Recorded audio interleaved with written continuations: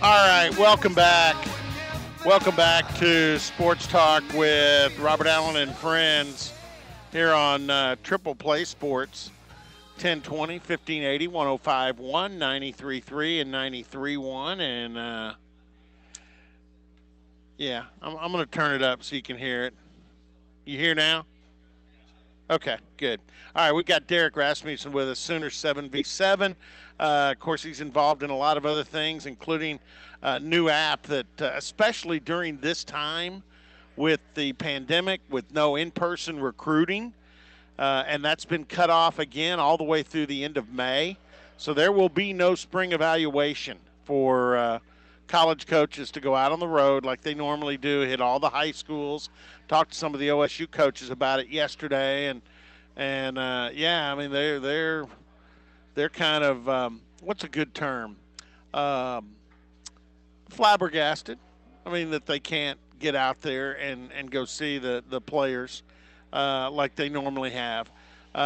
They can't go to 7-on-7 competitions, all that. So when you've got an app that can bring recruits and information on recruits closer to the colleges and vice versa, that's kind of what they're doing. And we'll have Derek talk about that a little bit. But I really want to get into the fact that if you're not doing anything this weekend, it's a fairly is it at Titan? No, actually, No. Can you hear me okay? Yeah, I can hear you great. Yeah, so basically we're over at the Broken Arrow Youth Complex. Okay. It just for 7-on-7, it's perfect. There's 4 fields right back to back to back. I mean, everything's self-contained. It's all right there. Okay. It's literally the perfect all venue. outdoor. All outdoor. All outdoor. 2 turf, 2 grass. I mean, Okay. There's stands. I mean, there's playgrounds inside for the kids if you bring your kids. It's just a fantastic venue for what we're trying to accomplish. Okay, so that'll be going on Broken Arrow Youth Complex, and teams coming from all over, and I'm going to let Derek talk about that. But because I know a lot of folks are familiar with these 2 kids, and they've kind of been the face to a degree of Oklahoma high school football the last couple of years. I mean, they've back-to-back players of the year, talking about Brennan and Braylon Presley. I've seen them a bunch, but you've seen them in practices. You've seen them in, away from the sport when they're just hanging out with other guys. We saw Brennan this year and what he did at Oklahoma State late in the season. And again, he could have as easily as Spencer Sanders been the MVP in the Cheez-It Bowl. I mean, he went off, and I knew he was capable of that. Of course, Braylon took Bixby to another state championship. So my question to you simply, Derek, what are the similarities and what are the differences in these two Presleys? Putting me on the spot. The similarities, I would say, with Brennan and Braylon is they're both fantastic human beings. When we went on the road with Sooner 7, and I know Coach Montgomery and them would say the same thing, they're just both kids you want in your clubhouse. I mean, they're both kids you want in the locker room.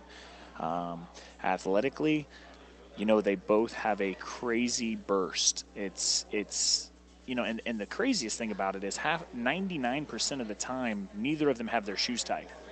Like, they literally only tie their shoes for games on Fridays. Like, right. I mean, and it's just crazy. Like, they're elastic is like how I like to put it. The difference is Brennan's skill set's different. Brennan is more of that second level guy. He played some corner, played some DB. Braylon's more of that. I think if you relate Braylon to somebody that I remember growing up and watching in college football, it's kind of like what was the guy's name from Oregon? DeAnthony Thomas? Yeah. Very similar to that. And, and I know, that everybody's like, oh, well, his size. It's like, well, people say the same thing about Brennan, and then he gets run against Miami and, goes for 3 touchdowns, 140 yards, and nobody can cover the kid. So they're both special athletes. I'd say the big difference is, their skill sets moving up through school ball one's been more of a wide receiver DB, the other one's more of a running back returner, and they've honed in on that. And they're, since I moved down here, I think I moved down here in 2012 when I got married, and from Kansas City, and they're probably in my top 5 of in the last 10 years kids I've ever seen on the football field. I mean, just the things they do, and then on top of it, when you see them off the field, it's they're just great people. Yeah, and the crazy thing to me is while you just said one's honed in more on receiver corner, one's honed in more on running back return. I think if you put Brennan in the backfield, he could make a lot of special Oh plays. yeah. And I think if you put Braylon in a slot or a Oh yeah, wide, for he sure. could make a lot of special. I mean, yeah, I just yeah, and I'm with you. I mean, that burst and explosion is something that is really cool to watch. It's special because a lot of us, can only fantasize what it's like to do those kind of things on a football Oh, field. I know. Half the time I see, because during COVID and stuff, we would train at an undisclosed location in Jinx, and we'd be out there, and just some of the stuff like Brennan can do, just messing around, like the backflip one-handed catches and stuff like that, and just the way he moves, he like literally gets out of the car, and next thing you know, he's at full speed. It's like, even when I was in my younger days, I mean, that I probably would have torn my ACL trying to do half the stuff that kid just literally rolls out of bed and can do. Same thing with Braylon. They're just they're always ready to roll. All right, talk about before we get into the event. You were just mentioning, you're going to have different age groups participating. There are different age groups in the event coming up at Broken Arrow on Saturday. Yeah, I think it's Knee Heights Park. Knee Heights Park is what it's called, right over there off Lynn Lane. There you go. And but you've split up the talent in your 18s, and you could probably, could have put a super team together, but you kind of have split it up to have try two strong teams. Yeah, and so basically what we did this year is we had a crazy, we had our open tryouts, and I think we had around 140, 150 kids just for 18U. Yeah. And so I took a step back, and ultimately the reason I started, Dwight and I started this, and everything I've basically done is for, like, the kids to have a platform in Oklahoma, like similar to like they do in Arizona and Cali and Florida and all these different places. Texas. And so, Texas, yeah, and Georgia. And, and so basically what I did is I pulled the coaches aside and was like, hey, I want these kids to play, And so instead of us having one team, we rolled, we have a 22 team. We have a 2023 team. And then we have a mixture of 22 and 23 kids. So we'll actually have 3 18U teams this weekend playing. All right, and let's talk about some of the kids. I mean, you always 7-on-7. You start with a guy who's pulling the trigger, and you've been fortunate enough to have a lot of good quarterbacks in your program. Have. This year we got, this year on our 18Us, we have some smaller school kids that can really throw the rock around. Gunnar Thrash from Perkins, Triton Chandler from Victory, Gavin Frakes from Norman North. He's from a bigger school. Then when we move down to the 23s, I feel like on the 23 team, they're next up. And, I mean, you got Steele Wassel, obviously, from Choctaw. I think he's a Power 5 guy. Just kind of waiting to see who pulls the trigger first. Then we've got Carson Trimble from Grove, fantastic athlete. He's extremely polished. And then one of the kids that I've never worked with before that came out and really caught my eye on the 23 team was Chance Wilson from Rejoice. Okay. He literally just posted a video last night. He crossed over a kid in their district game and went up two hands in traffic and one and dunked it. And I'm like, okay, yeah, he's special. I mean, Rejoice. And then I just connected with their coaching staff because their assistant athletic director was one of my receivers in college. Knew he was up there, and he's like, hey, I got this kid. I want you, I'm going to send him down and tell me what you – I was like, man, he's special. So, yeah, so we got those guys. And then obviously, defensively – we're stacked, defensively throughout.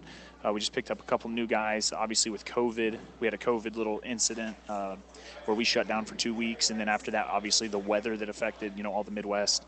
But we, the Joe Malaska coming from Bethany, he's a new one. Corey Gordon from over in Putnam City, and then we've got Glenn Jones, Cade Stacy, Nunu Campbell, Duncan Parham. On that top 22 team. Yeah. We got a lot of kids. We got a lot of kids that can go. Trying just not to miss anybody because I don't want to do anybody disservice on that 22 team. one more second here. Yeah, Corbin Green from Booker T, Jordan Drew from Booker T, Kyron Downing from Veneta. And then one kid I think, I've talked to Dwight about this a lot on that top 22 team that I think is about to start gaining a lot of traction is Jaden King from Booker T. So I think I want to say him and Ethan Roush were like tied for most interceptions last year in the state. Yeah. But Ethan will be playing offense for our team, not defense. So, okay. Yeah. And when you talk about the competition, too, I know you mentioned the team coming from Louisiana, Bootleggers North, but you've also got I know there's a team coming from Nebraska that's got Steve Warren, Warren Academy. So they got the tight end. They got a couple other guys. Sean Cooper does a really good job down in Durant with C4. Their running back for their team just committed yesterday to Notre Dame, Jadarian Price. Yeah, he's one of the more special athletes. Now he's on the Texas side, but Sean's really big about promoting Texoma.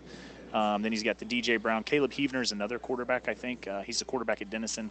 Used to live in Durand. I think. Yeah, a lot of people around here were hoping Price would land in Stillwater, but right, yeah, it is. And so with Caleb too, he's a great kid. I'm not sure where he projects, but I mean his offers are coming soon. I mean, so there's going to be a lot of talent, like you said. We got Nebraska. We've got Empire coming from Kansas City. They're going to have, the Deshaun McCullough kid and a bunch of others. Then we've got a couple teams coming from Kansas, Texas. Arkansas is coming over. I know the Arkansas team's bringing a 4-star receiver. I think his name's Isaac Satenga or Isaiah Satenga, kid out of Bentonville. Okay. Out of 4-star. Bentonville. Yeah, he's special. I've watched some film on him. And then, we've got, like I said, Louisiana. We got Pro Process coming from Memphis, Tennessee. Wow. Yeah, so it's going to be a loaded event. There's going to be I know the first year we did it, I think we had 14 or 16 teams, and that was when Dion came down. But this year, I want to say, looking at the numbers, it shuts down tonight our registration. 18U will be probably somewhere in the neighborhood of 32 to 34 teams from about 10 states. So now this will run. You have to run this over Saturday, Sunday, both, right? Yeah, so Saturday's pool play. Right. The 12U, 14U, and 15U, they'll start at 9 a.m. We'll try to have those games ran through about 12. Then we'll open up again at 1 for the, I think 12 or 1 o'clock is what we're shooting for with the 18s. And then we'll have all 4 fields going with 18U teams because it's wow. Yeah, so. And then our 15U, 14U, and 12U, those, I mean, if you guys want to come see some of what the next stars in Oklahoma, I guarantee you'll find those on our 15, 14, and 12 because we have a bunch of special kids throughout those grades. I am going to, this is perfect because I am going to combine this to get over and see Zach's team in Tahlequah. They're going to scrimmage that morning. Okay. Northeastern State. Yep. So I'm going to go watch Northeastern State scrimmage and then hang right on into Broken Arrow and catch most of the afternoon action. So looking forward to that. Hey, I tell you what we're going to do. We will take a timeout. We'll come back one more segment with Derek, and then we're going to try and get Vernon on here at Bad Brad's. Tell you what's going on at the new Bad Brad's. I mean, we're packed. Great lunch crowd in here. Going on right now, and so looking forward to talking to him and letting him tell you more about what's going on here at Bad Brad's. That'll be coming up toward the back end of the hour. All right, we will take a time out now and come back with more here on Sports Talk with Robert Allen and friends. Stay with us. Welcome back. Derek Rasmussen with us again. Sooners 7 on 7, and I want to get into the app. How's that going? You launched that last year, not long after you were on here. Getting the word out to college coaches, getting the word out to kids, and it sounds like the word's out. Yeah, so I mean, since we did that, we kind of soft launched like beginning of June. Right. We'd been building it way before COVID. I mean, I've been focused on that for about the past 2.5 years, 3 years, actually coming up 3 years. And yeah, it's just really taken off. I mean, we're over 400 college users. There's somewhere in the neighborhood of, I don't want to give exact numbers, but 15, 16,000 kids in the system already. We've been, I think last time I spoke, we talked about how we have a high school platform where the coach, doesn't have to run all over and get this. Instead, that we can do a booster program for the high school coaches. They can have all their information in one place on all their kids. So anytime a college coach calls anything like that, they can send out that video verified data directly to the coach from a link, and he can see it right there on his desk. But yeah, it's taken off, and it's doing really well. We just actually didn't launch. We just started on baseball. Baseball should be ready in about the next, I would say, 120 days. Johnny Gomes is heading up baseball for us. That's pretty good. So yeah, 3-time World Series champ. Yeah, it's kind of cool. I mean, it's different. You know, I go out there and I'm sitting there with Johnny in the office, and you know, I'm born and raised Kansas City guy, so I remember, you know, the Johnny when he was with the Royals and the Royals won, and you know, I work with a lot of good people, and you know, everybody just wants to help kids, and that's where this was all born from. And you know, we've done really well out west, and we're just starting to get into the Midwest now, and now we have some guys on the East Coast, down in Florida, Georgia, places like that. And so, I mean, with the growth we've seen in the past month, you know, if you're a college coach and want information, just you know, reach out through Twitter or whatever. We'll get you guys set up. It's free to the colleges, and like I said, we're over 400 users now. You know, we're University of Southern Cal all the way to, you know, Garden City Community College are on board. So, you know, it's just trying to get every kid the opportunity to get to the next level. You know, there's about 780 colleges that play football. You take out Power 5, there's still 720 schools looking for athletes. So, and you know, one of the things that I've kind of discovered, because you know, Oklahoma, you know, I cover on Oklahoma State recruiting. There, obviously, Texas and Oklahoma are going to be the bedrock, but Missouri, Kansas, a little bit of Arkansas. I mean, Desmond Jackson, by way of junior college, the running back, is an Arkansas kid, small town Arkansas, in fact. Louisiana is huge, and you know, we talk about that, but I mean, this area, yeah, I mean, I realize Florida, Texas, actually Georgia's number 3. They've passed California, yeah, Georgia, as far as Georgia's and then, crazy. And then California, and those are your. But this is a great area For football players. Yeah, absolutely. It is. And not just Division I, but you know, Division II, FCS, right? You know, yeah. so on and so forth. And I love to see as many kids as possible get a chance to go get their education, go play. Right. I was out. Let's see. So that had been back in like late October, early November. I was at Mater Dei helping with doing their pro day. Yeah. And it caught me off guard. Now, granted, he didn't. He ended up committing somewhere else in state, obviously, but. I saw an OSU backpack. I was like, where'd you get that? It was Relique, you know, the running back that ended up ultimately commit. But, yeah, he was rolling around, had an OSU backpack on, some OSU shorts. Oh, yeah. Yeah, and again, OSU has a player. They have a defensive lineman from Mater Dei. Okay. And yeah, Samuela Tuihalamaka. So one of our sales reps in Southern California, one of our guys, kind of a college liaison, high school liaison, is Steve Fafita. He's actually Mater Dei's D-line coach. So, So I work with Mater Dei's D-line coach. And I bet he knows Benny Tonga, because Benny Tonga knows everybody out there. You go. Yeah, Benny Tonga. Yep. So, and, you know, in fact, Oklahoma State picked up a kid late in recruiting named Nathan Latu. His twin brother is a tight end at Alabama. Okay. Played in every game for the Crimson Tide this year. In fact, Nathan, before reporting to Oklahoma State for this semester, which is his first semester here, he was at the national championship game cheering his brother on at Alabama. So, yeah, and you know, you experience this too, because you're around. You spend a lot of time on the West Coast, Arizona, and so forth, with all the things you're doing. One of the things I've learned, I'd say in the last 15, 20 years, is I love being around the Polynesian culture kids. Right. Those kids, I mean, first of all, the two things that they really stand for are what I call the double Fs, family and football. Family and football. I mean, they are big. I mean, obviously they're big on their religion, but huge on family. Very big. And then they love football, because football, and then rugby, because those are – they have a warrior kind of ethos, yes. a warrior mentality. Absolutely. And those sports just fit their personalities. Right. It's amazing. Right. And then you had, you know, as you were speaking of the Polynesian culture, and, you know, that's one thing that Chandler High School in Phoenix has embraced. Yes. And, you know, it's Ohana, you know, is all over their stuff. And, you know, they've done a good job with that. And obviously Chandler's a top 10 perennial team in the country. And, yeah. And I know it from from growing up in the Dallas-Fort Worth Metroplex, because when I was growing up, that's when they built DFW Airport, and American Airlines put in some major facilities there, because that was going to be their hub. And American hired a lot of people from American Samoa, Gotcha. and brought them over, and they kind of the area that they populated, that they settled in near the airport, is Euless Trinity School Euless District. Trinity, yeah. It's just, and Yeah, to this Euless. day, Euless Trinity does the haka before and after every game. Yep. And every player, As whether does Chandler. Yeah, no matter what, whether you're white, black, Samoan, Tongan, doesn't matter. Right. No matter what you are, they all know the haka. They all can do it. Yep. It's kind of like watching the except it's a lot better.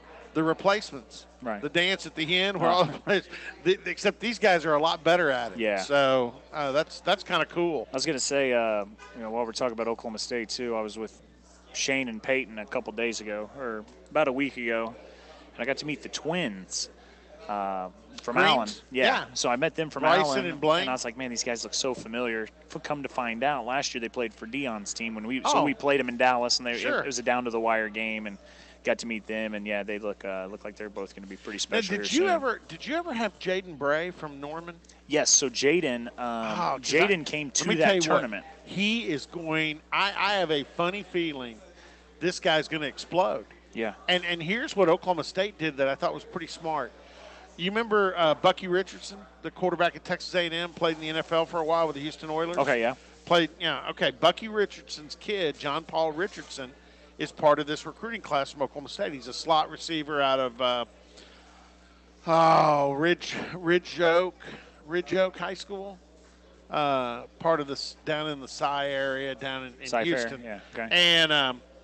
And so he's as you might imagine, being Bucky Richardson's kid, he's a gym rat of a football guy. Right. Watches tape all the time, throws himself X's and O's into it, gets up every morning, does an extra workout at 6 a.m. on his own. Yeah, that's special. Okay, so they put Jaden Bray in with him as roommates. Really? So now Jaden is in there being a former basketball guy that's really got a lot of talent toward what he can do in football, and he's in with a football gym rat.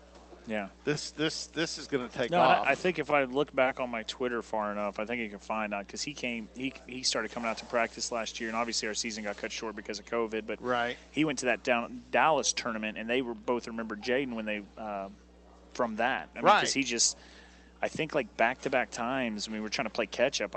They're like, hey, what are we running? I'm like, Jaden, just run a takeoff. I was like, Mason, take a 5-step and let it go, and we back-to-back touchdown. I mean, and Dion's team is, one of the premier teams or was one of the better teams in Texas. And yeah, Jaden was just running by people. That's what I think I tweeted right after. I'm like, dude, this kid is special. Period. I mean, because he can jump too. Yeah. I mean, yeah, and he's fast. It's just his football IQ is going to gradually catch up Right. with his physical ability, and yeah, he's. And then you got Brennan and Brennan, a class above those guys. I know Zach Middleton's trying to work into the fold. Let me tell you something. He's working his tail off. There's some. He is working his. There's some talent coming up, so I'm excited. His butt off. Talking about Zach Middleton, there is no shortage of want to. Yeah, he's a great in kid. Middleton. Yeah, he's a great kid. So, got hurt last year, and so the good thing is everybody's clock stopped last year. So, right. I mean, I know they're listing him as redshirt freshmen, but technically, all the freshmen from last year are still just freshmen. Right. So, if they want to, Dom was the Sooner 7 guy for a couple Dom tournaments. Johnson? Yeah. Got his first baseball hit yesterday. No, Dominique Richardson. Oh, Dominique Richardson. Yeah. Okay. Yeah. I thought you may have been talking about Dom Johnson from Santa Fe Uh-uh. and McGinnis, because he's a former football player that's freshman baseball player where OSU got his first base hit. No, Dominic Richardson. Oh, yeah. I mean, look what he did in the Baylor game. I mean, how many teams in the country last year had running backs? I mean, OSU had 4 running backs that all went over 100 yards at one point. Yeah. Most of them multiple. I mean, Desmond Jackson had multiple, L.D. Right. Brown multiple. And then Dom got in and against then Baylor. Dom gets in Baylor. I remember we were down in Houston some tournament, and you get this sometimes with the 7-on-7s. You get these DBs that feel kind of froggy. And you got a kid like Dom. I mean, he's not a 7. I mean, he's a football player. He is. And he caught a ball on the flats, and this guy tried to go up high on him. And this kid tried to unload on Dom, and Dom just kept running, smirked at the kid. And the kid said something. All I remember is Dom turned around and just flexed in the old gun. And the kid was like, okay, I see. I said, okay, yeah, okay, man, my bad. Yeah, I mean, and that's a crazy deal because you know how that went. TCU landed a couple of backs that they thought Well, one of them was the Zach. number one, number one back in the country, Evans, yeah. Zach Evans.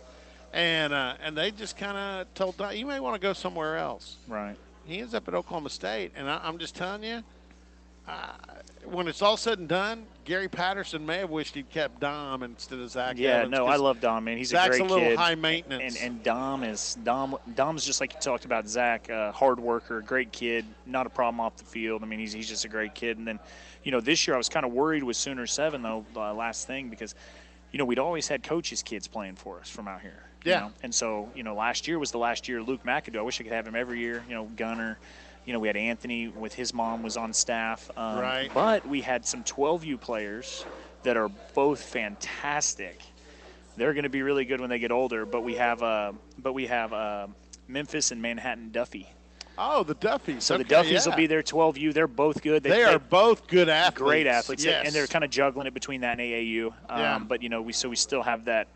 So this is like 3 years running now where we got, Oklahoma State coaches' kids playing. Well, and it's good because they bring that coach's mentality to it to a degree because they've grown up in the household and so yeah, that's good. I know I just talked to Jason McIndoe about it, and I think Luke wishes he could go back out and do it a little bit more. Yeah, I know, man. Luke, because that was the thing, he always hashtag make fullbacks great again. I mean, last year he probably had the most touchdowns. I mean, because I wear the tight end out. Yeah. And, and we have all, you have Jaden Bray outside. You got all these different guys outside running by. And then old Luke, I'm just like, hey, man, find your spot, adjust, and we'll get you the rock. I got to look up the name real quick because you're talking about tight ends, and I know that kid from Nebraska that would be coming in he is freaky good. Yeah, I think he's like a 4 or 5 star.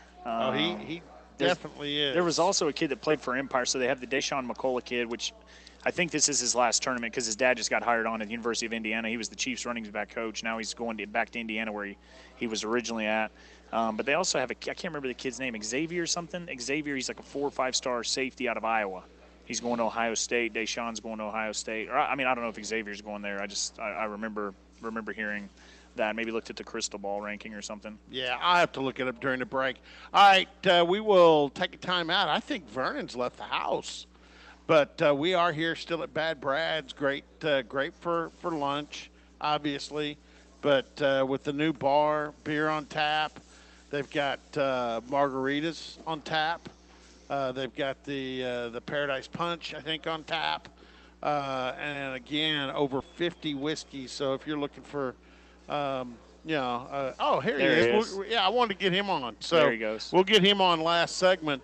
Besides, I'm gonna go look at that and tell me what you want for lunch. I'm gonna go and order our Twister lunch. Thing. That Twister you are? thing. Oh yeah. Okay. That's the go-to. All right. We will come back with more. Stay with us.